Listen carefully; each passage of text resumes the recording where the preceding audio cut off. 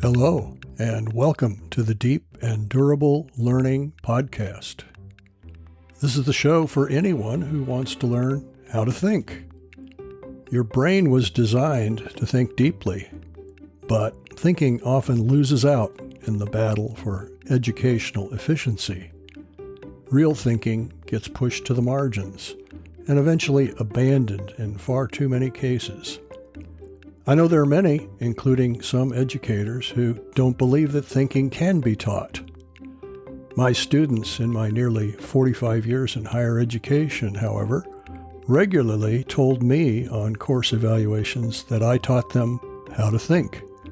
I believe I can help you with my proven strategies.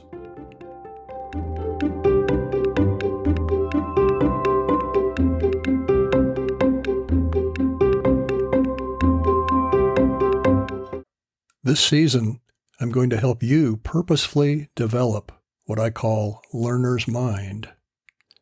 In some ways, learner's mind starts with the mind you had as a young child when the world was full of wonders and possibilities.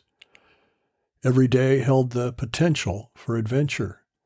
You might travel to your adventure, but just as likely, your yard or your neighborhood had loads of possible adventures. When my 5 kids were young, the little creek that bisects our backyard was ripe with adventures. Not infrequently, they fell into it, by accident of course, as they pursued critters. They enacted heroic battles on the bridge. They used it as a water hazard for their games. You get the idea. I suspect some version of that was you as well in your youthful past. To start to develop learner's mind, let's focus today on the simple basic of attention. Attention is the first manifestation of curiosity.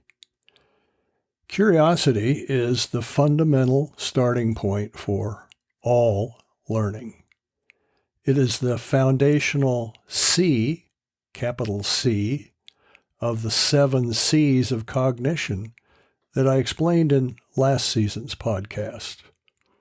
If you haven't heard of the 7 C's, it would be helpful to assimilate them and that overview of learning that I did last season.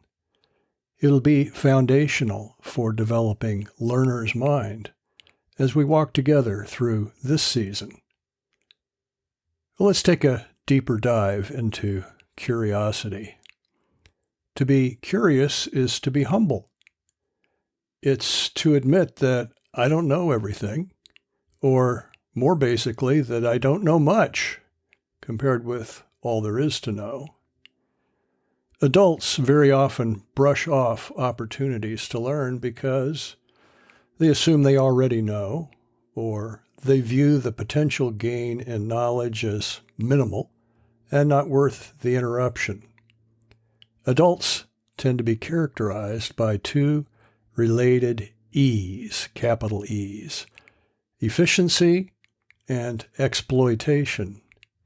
Let's talk about efficiency, and we'll leave exploitation for the next podcast. Efficiency usually emphasizes time management. Commendable as the efficiency orientation may sometimes be, it eliminates the possibility of worlds that are yet unexplored. Shakespeare has Hamlet invites an openness to the possibilities of the mind-altering and life-altering that lie beyond our accumulated experience.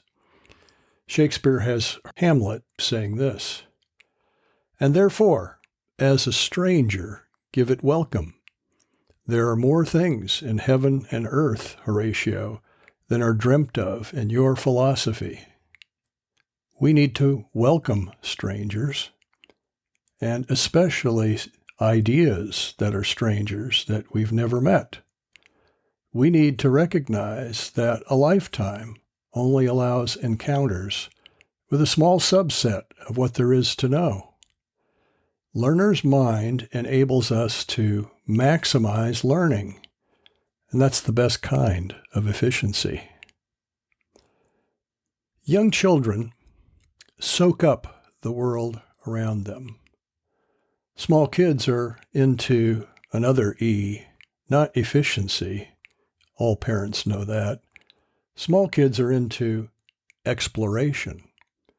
And the very idea reeks of inefficiency. How long are we going to explore? Where are we going to explore? What are we looking for? These are adult questions based on the efficiency paradigm. And perhaps these have played out in your mind as you've taken a young child around the block for a walk, for instance, which seems to take an incredibly long period of time compared to the rate at which an unaccompanied adult could make the circuit. Now, I'm not suggesting that you totally abandon your quest for efficiency and just jump headfirst into unlimited exploration. It's not an either-or. Efficiency alone is, however, horribly limiting. Exploration alone is terribly inefficient. I'm not suggesting that we be comfortable with being easily distracted. We've already got too much distraction in our lives, and the illusion of multitasking keeps us from thinking deeply about anything. What I am after is toggling purposefully between the openness that is the right strategy and the deep thinking that would follow that openness. We've all heard the admonition to stop and smell the roses. Perhaps that seems a bit naive. Perhaps even a tad self-indulgent when there's so much that needs to be done. Step one is to be paying enough attention that you recognize there are roses. You know, you can choose where to direct your attention. The default for most of us, myself included, is for our intellectual inertia to keep us moving past the roses. We're fully caught up in what has already grabbed us today, which is typically left over from yesterday. And frankly, this has rightly been called the tyranny of the urgent. My wife and I were recently on a vacation in Scotland. While we were in a small coastal village, she called out, "Look at those roses." Well, there they were, dozens of coral-colored roses, thriving outside a small public library. I'd walked right by them on my quest to cover territory. We periodically recognize that we need to escape the tyranny of the urgent, and we resolve to do so by taking a vacation. The most common vacation destinations are the beach and the mountains. Both involve an opportunity to be quieted by something much larger than us. The immensity of the ocean or the majesty of the mountains can help to put our concerns into perspective. Montana is called Big Sky Country. The opportunity to explore the inky night sky in Montana without the light pollution of cities is indeed extraordinary. Unfortunately, it's not unusual to return from a vacation needing a vacation. How does that happen? It happens because we missed our opportunity to be quieted, and we missed it due to all the activities we tried to schedule into the week or two of vacation. We intended to be still, but we reverted to our default setting of efficiency. We may have achieved our goal of going places and doing things, but we missed our opportunity for contemplative solitude and really paying attention because doing so wasn't efficient. This happens in relationships as well. Too often, we aren't really listening to our spouse or our children. We hear their words, but we don't really pay attention to them.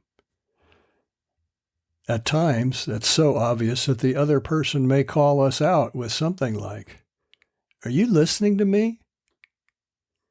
Hearing the words and giving them our attention are two very different things.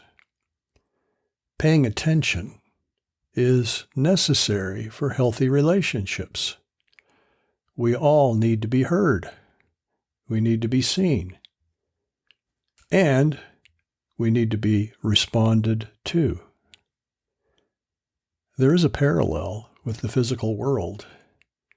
From the standpoint of size, humans are roughly the middle of a continuum that stretches out to the limits of our knowledge of space, recently enlarged by the James Webb Space Telescope, and in the other direction, to the microscopic and nanoscopic worlds that ultimately extend beyond atoms to elementary particles and perhaps beyond. To seriously contemplate space as one opportunity for learning is to face its immensity and our seeming insignificance. I say seeming insignificance. The psalmist in Psalm 8 provides the perspective adjustment in these words from the New American Standard Version. When I consider your heavens, the work of your fingers, the moon and the stars which you have set in place, what is man that you think of him, and a son of man that you're concerned about him? Notice, when I consider. To consider is not less than paying attention to. When I consider your heavens, the work of your fingers, the moon and the stars which you've set in place, and it naturally brings about a question. What is man that you think of him, and a son of man that you're concerned about him, in light of this vast universe of which I'm feeling like an insignificant speck? Well, the immensity of the universe does not render humans insignificant. We aren't inconsequential, for the very reason that God thinks about us, because we are the focus of God's concern. Simply put, God says we have His attention. It follows that we should reciprocate. We should pay attention. We should consider the handiwork of God, the psalmist says. Considering is the entry point. It is paying attention. We need perhaps another perspective adjustment that's implied in what I've just said, and that is that the physical universe is communication. That's right, not just stuff. It is communication. God didn't have to communicate, but He is a communicating being. He initiates communication. He communicates most basically through the physical universe. The astounding order and pattern of the universe are unavoidable. Everywhere, on every level, the heavens are telling the glory of God. Psalm 19 captures it in these words in the New American Standard Version. Day to day pours forth speech, and night to night reveals knowledge. There's no speech, nor are there words. Their voice is not heard. Their sound has gone out into all the earth, and their words to the end of the world. Day to day and night to night, the order and pattern, the predictability, the minute predictability, we could say, about a pattern like sunrise and sunset that's recorded in the weather app that I consult every day. That order and pattern, although it isn't rendered in words, in typical speech, with a voice, nonetheless, it does say something. The sound of that communication of intentional order and predictability and regularity and pattern, in fact, has gone out around the world and is not limited by human language. It's universal communication. God communicates universally and with powerful clarity through the things that he has made. Are we paying attention? Attention is the gift we give to nurture relationships. And in the process of communicating, of paying attention, we find that we grow. God is communicating through his world. Don't settle for mere efficiency in managing the small slice that you already know. Cultivate a willingness to go against the flow. Explore and pay attention.